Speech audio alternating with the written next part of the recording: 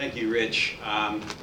As Rich indicated, the sustainability portion that we always include, have for quite a while in this meeting, will be a little different today because of the discussions regarding offshore wind. And so, just briefly, what we're going to talk about, I'm going to give a very brief update on the key areas that we always talk about with sustainability.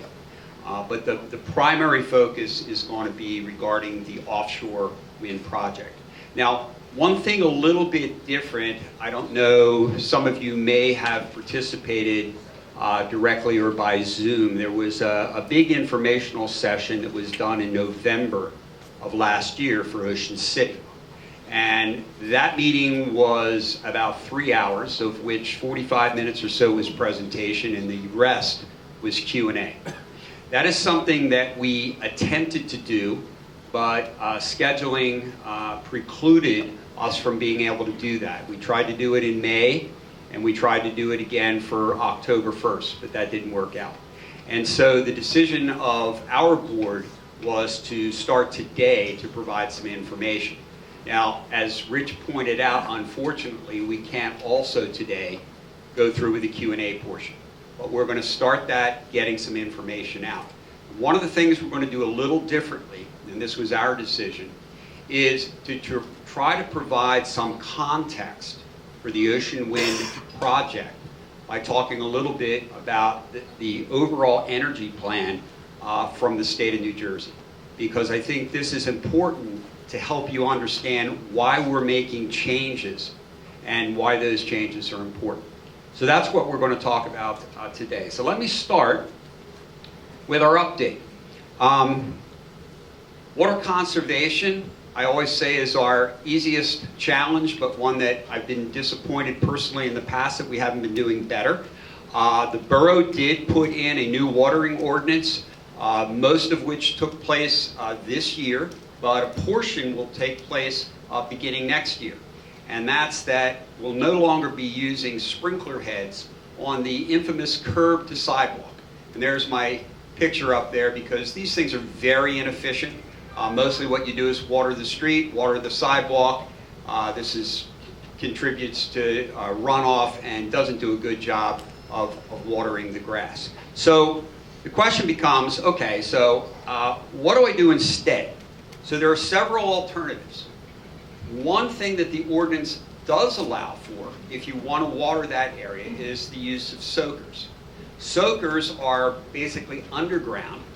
You don't have water going where you don't want it to go, and there's a much greater efficiency because you minimize evaporation.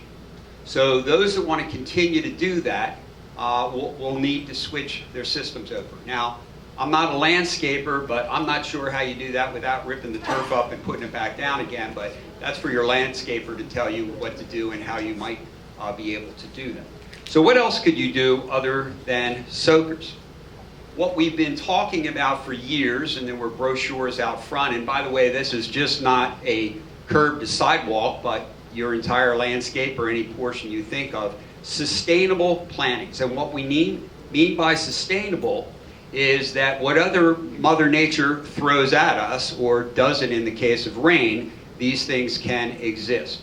And this is one of my neighbors on 111th Street who put in some sustainable plantings the other year that are doing quite well, and shows a picture there of what you can do from curb to sidewalk. You don't have to put the plantings in. You can just use stone. Stone does not have to be watered.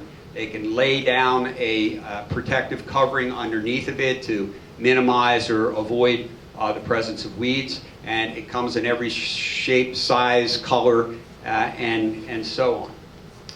If you like the look of green, and that's what you want, synthetic turf is something I highly recommend. And you can get a great view of this right outside of Borough Hall. SHPOA was involved with the borough in a project to demonstrate synthetic turf. It's been up since, I think, early summer, and it looks great. You don't have to mow it, you don't have to water it, you don't have to fertilize it, and the dogs still like it. So, I mean, if you're going to spend money ripping your turf up, you might think about this because I think it's a really good option, and I have seen other places on the island where people have been using this. The technology has improved substantially, and the costs have come down. And that's something that SHPOA will probably get some information on for some of these options, what some costs might be and who you might be able to talk to. And of course, the last thing is you can just take what Mother Nature gives you. I took this picture before the recent rain on my street on 110th Street. This was one of my neighbors who stopped watering this year. And even with all the heat, even with the drought, you know, if you get the right turf in there, it can still look pretty good. So you do have options, and this is really important as the sustainability piece. Now, I talked to you in the spring about where we had been thus far on our water usage. So what this chart is usage to date now. So this goes through August, and it's versus a 2017 base case. That was the most recent or oldest data that I have. So what you're looking at is a percent increase of water use over that time frame relative to 2017. We want the numbers to go down, not up. 2018 was up particularly high, did a little bit better in 19. 20 and 21, we were doing poorly. Now, we attributed a lot of that potentially to COVID. We had a lot more people down here, and so that is a possible impact. So where did we end up thus far? Bunny, thank you for the numbers. We're doing great. So this year, we've seen significant improvements. Bunny gives the numbers monthly at the meetings, and we've been cautiously optimistic. July came in, we were all scratching our heads, we weren't sure if we believed it, but August has come in consistent with that. And remember, this is at a time where we've had a lot of heat. Philadelphia, the hottest August on record, and July was number 2, and we've been in a drought, moderate drought here. So we've been strained regarding what Mother Nature has given us, but somehow, collectively, we found a way to start moving in the right direction. How much is the water ordinance? How much is all of you trying to pay more attention to this? I'm not sure, but we're moving in the right direction, and we hope the trend continues. So give yourselves a pat on the back. This is something really good to see. So let's talk a little bit more about the other areas. I'm going to start with beach. We spent a lot of time talking about beach at the last meeting, so a couple updates that you've probably seen in some of our blasts. We will be having a hydraulic fill probably beginning in the winter time. I would guess probably in our end in the January, February timeframe, completed sometime around April. All of this has to come from Townsend's Inlet for reasons that you've heard before. Hereford Inlet is still off limits. There's going to be some additional cost for bringing that in. There's only so much money from the federal government. There's only so much money from the state government. So that limits the amount of sand that we're going to get to about 2/3 of what we've gotten in previous fills. So what the Army has decided to do is they have a template for the beaches. So instead of putting 2/3 of what they want everywhere, they're going to abide by the template in the beaches that need it the most. So currently, we're going to be adding sand starting at the 98th Street jetty down to the 114th Street jetty. That's the primary area that's going to get sand. The Army's proposal is to use the rest of the sand down at Hobie Beach. So that is south of the 122nd Street jetty. Working with Doug Gaffney and taking some of our own measurements and looking at some of the things that we get from Stockton State, we believe, and we've sent a note to the Army on this, that we would be better served putting that sand up around 84th to 89th Street. That is under consideration, but still hasn't been determined. They will be taking more measurements back in December before they make their final projections. So the good news is we are going to get sand. And the other thing I want to point out, and this thing has a mind of its own today, the other thing that I want to point out is that there was an approval by the borough for Doug Gaffney to do a study looking at options beyond hydraulic fills, which are expensive, time-consuming, and well beyond our control. Other things that we as the borough can do to try to better maintain our beaches in a more effective way. So we'll have a lot more information on that in the spring, but a lot of activity is taking place there, and we're working very closely with Doug to help on that. In fact, we may be reaching out to some membership. We want to get some additional data for some work he's doing, and so we may be asking some folks to help out in that regard. So that is moving ahead well, and that is overall good news to report. The cost estimated for Stone Harbor at this point, that's the municipal cost, which means it's the taxpayer cost, is about $2 million. That's less than we had projected, in large part because we're going to have less sand available than we originally thought. The bay. I just want to mention regarding the bay, I gave an update back in the spring. Sediment continues to move in. We're going to be getting another set of measurements in probably in the November time frame, but my expectation is this is going to tell us we're going to have to start to plan to do some dredging in the near future. And one of the things that I think we will probably be recommending to the borough, we have some reserves that we are now putting aside every year. One of the things that the Wetlands Institute has been helping us with is doing what's called beneficial use of the sediment. So instead of putting it in a landfill, putting it back in the marshes from whence it came, and this helps the environment and it also keeps things out of the landfill. But to do that, you have to do some testing on the sediment. Physical testing, chemical testing, you have to know what you're putting up there before you do it. So one of the things we may be recommending is taking some samples, doing some of this testing, spending some money to try to identify what the beneficial use may be so that we can focus on the permitting that we're going to need to do that with the regulatory agencies. Flood. Back in June, Mark de Blasio gave a very good overview of the recently adopted flood mitigation plan that the borough adopted back in the springtime. One of the things in that plan that was a given was some work that was going to be done, been in progress for years, on the 93rd Street pump station. The cost for that pump station really got completely out of control.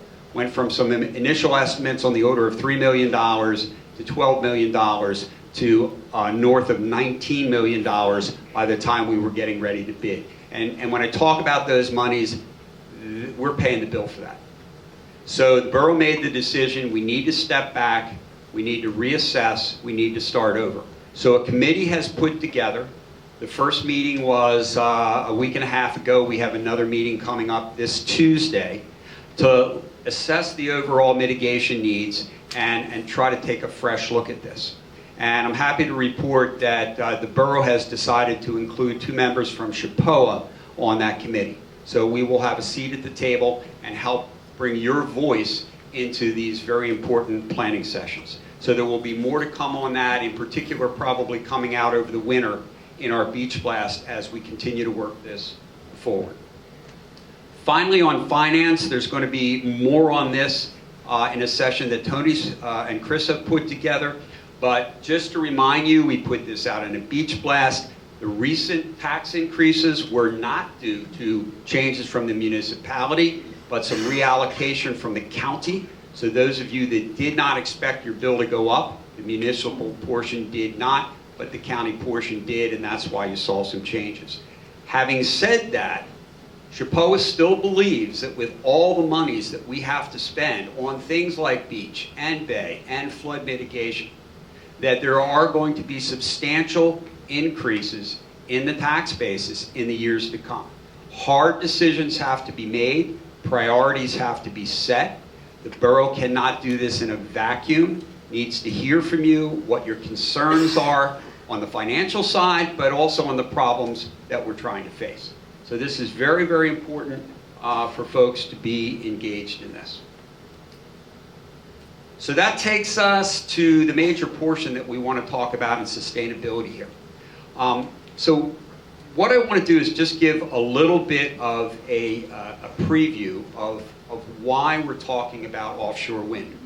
And this is all about renewable electricity generation.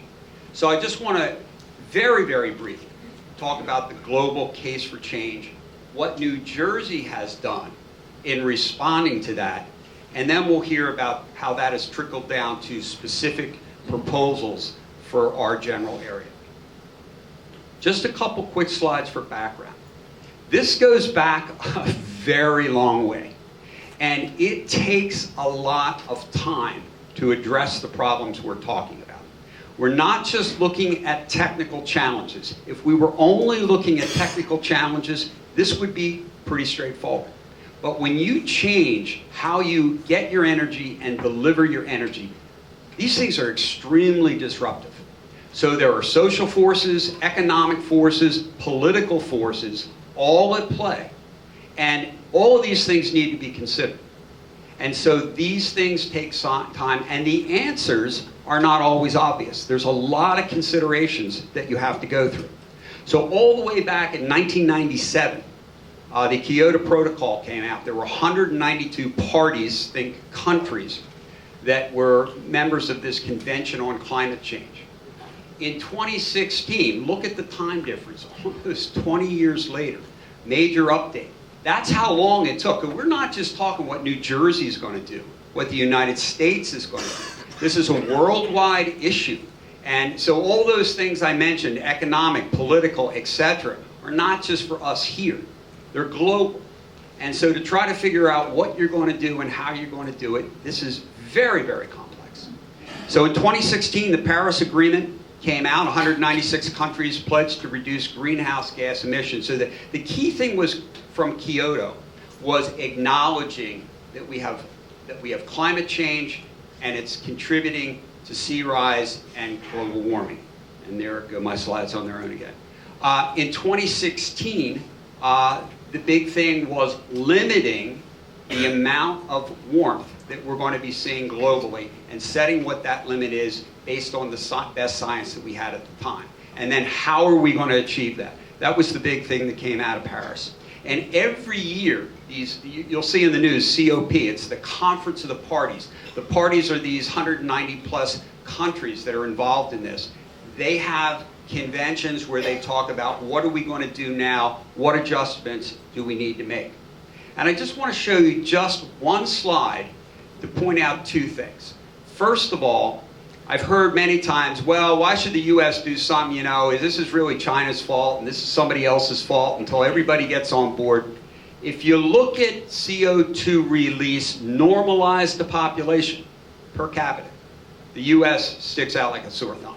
And there are a lot of reasons, because we've got the strongest economy in the world. And energy use goes as GDP, and so this is not surprising. So we have to be part of the solution. Secondly, some good news. If you look at the trend, so this is 20 years of data, 20 years of data. If you look at the trends, especially in the last 5 years, we are actually moving in the right direction. For all the naysayers out there that this can't be done, we are actually moving in the right direction. And we still have a lot of things that we haven't even put into place yet. So I think there's cause to be optimistic. And also for people saying that they don't believe that the human activity has a lot to do with this, we did an amazing experiment 2 years ago. We said, let's turn off half the global economy and see what happens. Flip the switch. Look at the US. Just look at the US portion. Look at that last. That's a COVID effect. When everyone stays home and is off the roads, there's a huge impact. So this is good news, but that doesn't mean this is going to be a slam dunk. This is really, really challenging. So what does this mean when we bring it down to New Jersey? In 2007, New Jersey enacted what they called the Global Warming Response Act. This is acknowledging what's going on and starting to put together a plan on how we're going to deal with it locally. Locally meaning within the state of New Jersey. Again, 12 years. We finally have an updated master plan. This takes a long time. They looked at a lot of different options. How do you get from A? We know where we want to go. We want to cause certain reductions, but how do you get there? Very, very complicated. So it takes a lot of time to put it together. But what the plan says is we're going to be 100% carbon neutral electricity generation. Carbon neutral means any carbon you put out is sucked back up by trees and other sequestration methods. It doesn't mean you don't make CO2, it means you're net zero. 80% reduction in greenhouse gases. Greenhouse gases are things like, think methane, and we're going to do this by 2050. 2050. So 30 years it's still going to take to get there. Takes a lot of time. Unlike COVID, you don't flip the switch. So let's put this in perspective. Let's look at where does our carbon dioxide come from in the state of New Jersey. And this kind of shows it. Vehicles are, not surprising, our biggest component. Our vehicles are mostly gas or diesel, and when we drive them, we put out a lot of CO2. Next with that is electricity generation, the way we generate electricity today. I'm going to talk more about that, but when you use natural gas to fire a power plant to get electricity, you create CO2. Another big thing burning methane is instead of burning it to create electricity, most of us use it to heat our homes and heat our buildings, our businesses. A lot of CO2 emissions from there. So this shows where things are coming from, and you can see 80%, and that's versus 2006. So that's a huge drop that we're trying to put in place here. Now if we look where it comes from fuel source, so this is starting on the far left is where we are today, the far right is where we're trying to go. And so these hydrocarbons, diesel, fossil gas, which is basically the methane for heating our homes and generating electric, gasoline, these things have to come down substantially. If we don't take them down substantially, we don't have any prayer of getting to this 80%. So how does one go about doing that? Electricity is the answer, but electricity from renewables. So this is our electricity generation today, historically looking back from 1990. The first time I saw this, even living in New Jersey, I was surprised of how much electricity New Jersey gets from nuclear. 40% of our electricity today comes from the Salem nuclear facility, and that's expected to be retained. But the other 60% is primarily coming from this natural gas that we burn in our various power plants. So what we are focusing on attacking here is that portion which is coming from natural gas. So what's the plan to do this? I've heard a lot of people, when they've talked to me about offshore wind, saying, why aren't we doing solar? Why aren't we doing onshore wind? Why aren't we doing nuclear? And the answer is, the plan has all of those. In fact, solar, if you look on the far right, is expected to be the biggest component of how we're going to reach renewable electricity generation. But solar farms take up a huge amount of space. And so for those of you, South Jersey, we have a lot of farms and a little bit more greenage than they do in the northern part of the state, but we're one of the most populated states in the country, and land is at a premium. Running a natural gas line through the far at Pine Barrens, you remember, you saw from the news, they tried to do that for 5 years. That was going to be underground. No one was going to see anything. That never happened. So even tapping into the areas that we have available to us, again, it's a big challenge. So this is the overall plan.